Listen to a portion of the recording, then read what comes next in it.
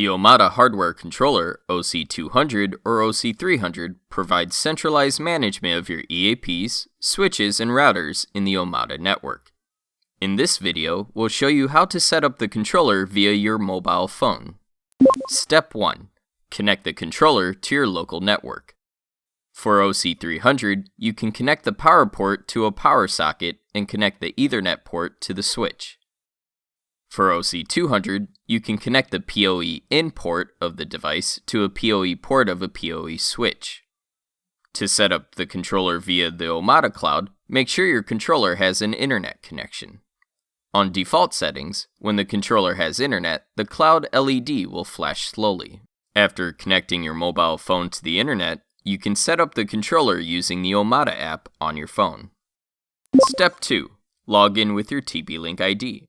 Make sure your mobile phone has an internet connection. Download, install, and launch the Omada app. If you agree to TP-Link's privacy policy in terms of use, tap Agree. On the Cloud Access page, tap Go to Login. Enter your email and password and tap Login to log in with your TP-Link ID. If you don't have a TP-Link ID, you need to first tap Sign Up and follow the wizard to create a TP-Link ID. Step 3. Add the controller to your TP-Link ID. Tap the plus sign. Verify that the cloud LED of the controller is flashing slowly. If not, make sure your controller has an internet connection. If it is still not working, try to push the reset button and hold for 5 seconds to reset the controller back to factory default and then try again. Tap Next. You can either scan the QR code or enter the device key printed on the bottom of the controller. Then type the characters in the image. Tap Next.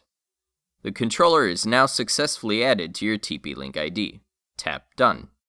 Step 4. Set up the controller. Finally, tap the controller icon and follow the wizard to set up the controller.